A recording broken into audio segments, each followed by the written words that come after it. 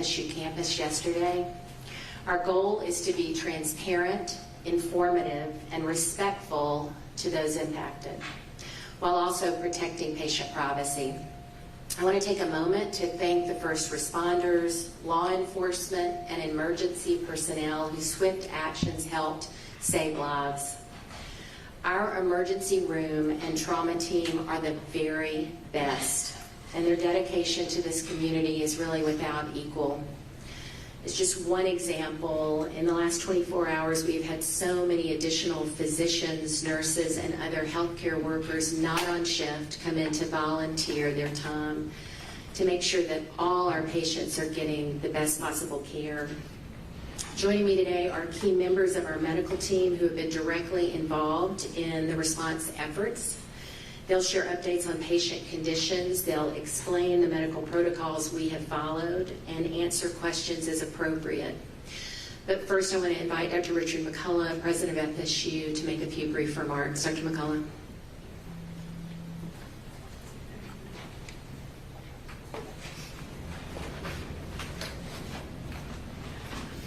Thank you very much.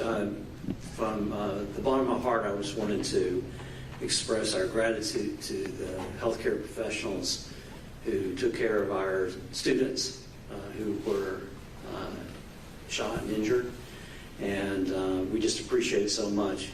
We can't say enough good things about Tallahassee Memorial Healthcare. The hospital has done an amazing job in partnering with us throughout this tragedy, and we just appreciate so much the great job that everybody's done here, and I just wanted to express that gratitude to all of you.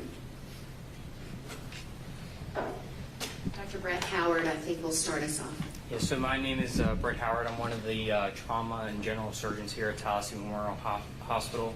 We're going to go ahead and first introduce everybody. We'll start down at the end. I'm Dr. Megan Morrow. I'm one of the trauma and general surgeons here.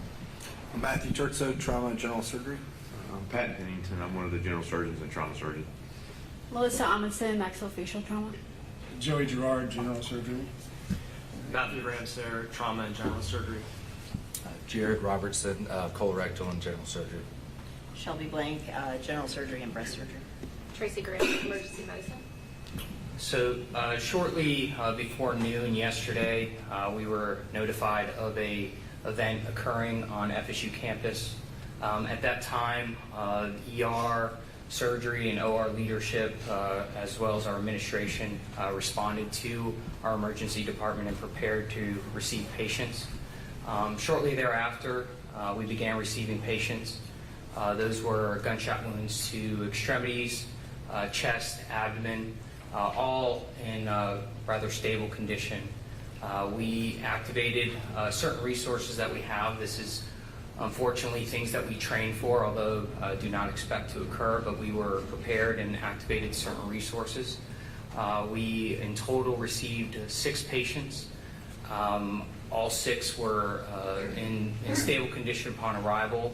3 of them did go to the operating room and have since been out of the operating room. All 6 of them today are in stable condition, one which is in fair condition given a serious injury. We do feel that all will make a full recovery. 2 of them are possibly going home today, which we're extremely proud of. Overall, you know, like I said, unfortunately we do have to prepare for these sort of events, and I can't speak enough for the team that's here and the team that's not here. Our community, especially our medical community, is extremely close. You know, everything from our law enforcement, our EMTs, firefighters, FSU, you know, is a really big part of this hospital, and so that relationship, as well as the relationship between our nurses, our techs, our doctors, really is why things here went very smoothly, and I am extremely proud of all of them. We will open up for some questions.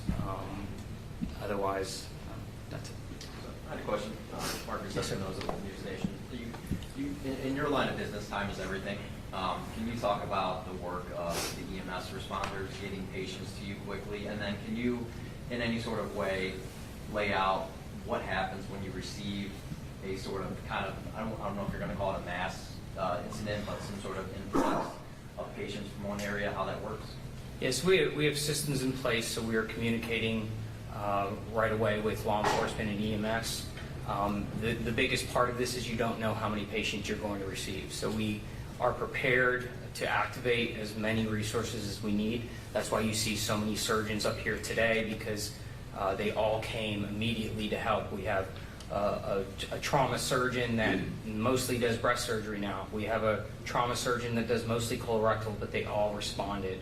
But yeah, the hardest part of it all is you don't know how many patients you're going to get. Dr. Howard, can you talk with respect to patient confidentiality about the types of injuries that you were able to treat? I mean, you have a variety of different surgeons up here from a variety of different disciplines.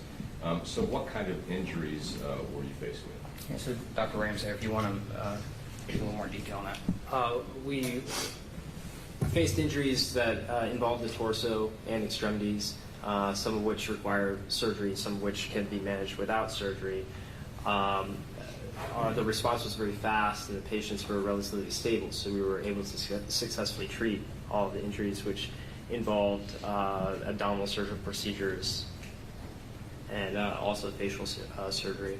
Were any Without of you able violating to? HIPAA, are you able to tell us ages of any of the victims, any sort of demographic information? No, sorry, we can't give you any of the specific age details or details related to the patients. Were any of you able to talk to any of the patients and describe their attitude coming in? Obviously, they're shock and trauma, so what was that like? Yeah, so they were all, and I've said this on other interviews, very, very brave. You know, there's the moment of shock, but all were able to talk to us, kind of give us, you know, how they're feeling, where they're feeling pain. But, you know, all of them were very clear-minded and able to converse with us. Trying to get some clarity on the number. You said 6 total victims treated here. Does that include the suspect, or is he treated elsewhere? And were all of these gunshot victims? Yeah, so 6 patients, that's all I can tell you. Were they all gunshot victims? Yes.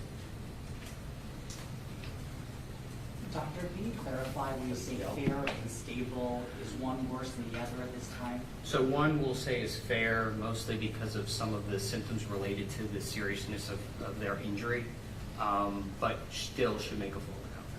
We keep hearing from students on campus that this has shattered their sense of safety and security. I'm wondering how you guys are doing after you've gone through what you went through. And also, I was here in 2014 for the mass shooting then. I'm wondering if any of you were here as well, and what that's like to go through several mass shootings.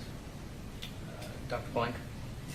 I was, it was, you know, obviously a little more of a limited situation, but I think, you know, unfortunately, you know, traumatic violence is something that goes on, you know, whether it's a few over the course of a weekend versus many compressed into a couple of hours. Obviously, this gets a lot more attention than the injuries and the gunshots that happen on any given weekend in any given community. So I think it's, you know, it's something unfortunately you don't ever want to be inured to, but I think that, you know, we were very lucky. Obviously, this was catastrophic, but given the numbers of students in that compressed area, the recipe for disaster is, you know, is very scary. So were you here during 2014? In 2014, you know, one of the students, all the students survived, but one did have lasting, he's paraplegic. You know, when you say all of the patients are expected to make full recovery, will any have lasting issues like that? Again, I won't give any specifics at this time. I would say comparably, I expect all 6 to make full recoveries. The 2 deceased, did they make it here at all? Was there any chance to, or was that an issue on just that location? No, we received 6 patients. What is the condition of the shooter? The condition of the shooter right now? We have no comment on any sort of related to the shooter. Yeah, we have 6 patients here. So that's the clarification. You can't say that you Correct. and you can't say that they're students or not. Correct. So you have 6 victims here of a mass shooting. How does it work with them being treated? Are they on the, say for instance, they don't have insurance, the victims, are they on the hook? Do they have to pay, or does the state pay, or how does that work? Treat every patient the same. You know, all of that is handled separate from what we do. So yeah, again, we don't check insurance cards. As far as the injuries are concerned and the caliber of weapon used, could you get into those details at all? Were there multiple types of calibers? I only say this because there was an eyewitness who told me they believe they heard 2 different types of guns used by the gunman. Yeah, I don't have any specific information on The that. patient was in fair condition. Is that the one who required facial surgery, or did they say? I can't speak to that. Sorry. Is there a patient that required facial surgery? Yes. What would you say you learned from that event? I mean, because you guys, I think every time something happens, I'm sure you guys regroup, talk about it, and then, you know, try to implement, God forbid it happens again. What was this like for you guys? I'll say our system worked. We at least do 1 simulation a year. Again, we were prepared. We always like to say we learned something from every sort of interaction and any sort of event. So, but if anything, I'm just proud of everybody. I think what speaks to it is the relationship we have with our entire staff, with our hospital, and just, you know, the importance of continuing to practice. 1 simulation a year, is that table exercises, or do you have people wheel in? We do a full event. What are the differences or similarities between reality and exercise? Well, you know, you can never replicate what just happened yesterday without living it. But, you know, we have all staff respond to it, everything from our blood bank to, you know, other personnel that are in other parts of the hospital, our administration, everybody is involved in those simulations. But again, it doesn't complete, you know, you don't get that, you know, anxiety, that you know, the stress that you do with the real event. Doctor, when you talk about injuries to the face and the torso, how fortunate are some of these victims to be able to walk away and make a full recovery? Yeah, so definitely very fortunate. Dr. Amundsen is our oromaxillofacial surgeon, so I'll let her speak a little bit more without going into details related to that. I'm sorry, what kind of question do you have? How fortunate are some of these victims to walk away being able to make a full recovery, you know, even though they receive wounds to the face and the torso? Yeah, fortunate. I mean, we treat a lot of these types of injuries here, actually, ballistic injuries in particular. And so the course is generally protracted several months, but we always return them to full function at the end. Got time for 2 more questions, and we'll let them get back to work. Members of the community, I mean, is there, if they want to help, is there blood that's needed, or just how can they try to involve themselves? No, I'd say at this point, the best thing for the community is, you know, just support each other. We know that there's a lot of advocates out there. We know we have our chaplain services. We have a lot of services to kind of cope with what's just happened. So we don't need any sort of blood donations, although I always say go out and donate blood. But yeah, no, nothing like that. Did the location of the hospital being so close to the university kind of the time thing we all know is most important, right? I mean, the people on the ground probably got them to this stage, but you guys take over all of it worked probably to your advantage by having it. Yeah, absolutely. We are a level 2 trauma center, the only within a certain distance, you know, in the Big Bend. So we know what role we play.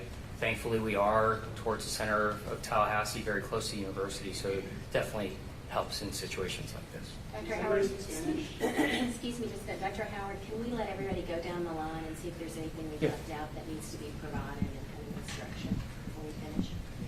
Comments I from don't anyone? have any additional comments.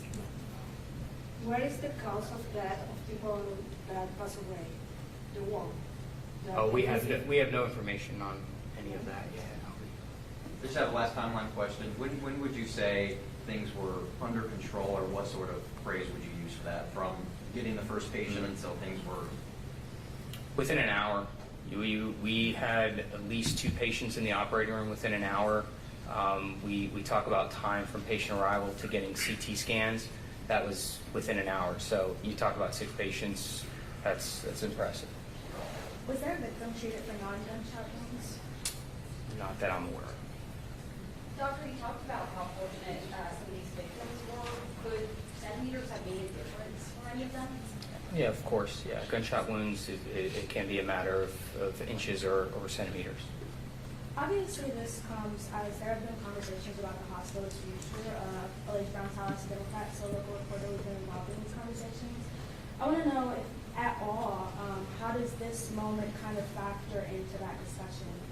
It doesn't at all. We function, we've been in partnership with this community, FSU, for a long time. We operate as so no factors whatsoever. Thank you. This incident happened on Holy Week, Easter's on Sunday. Just wondering how this will impact your Easter plans and what you're carrying into the weekend. Just spend time with our families, it's same thing for us. We certainly are used to this, but we're all here to support each other and just take it a day at a time. Any other comments from our physicians, anything left out or important to share? Do any of our physicians speak Spanish? Has a specific Spanish language question? Somebody could speak Spanish. Okay. I think this will be it, guys. Thank you so much. Thank you for what you did. Thank you for being so gracious with your time. Thank you. Yes, we have an amazing team. Thank you all.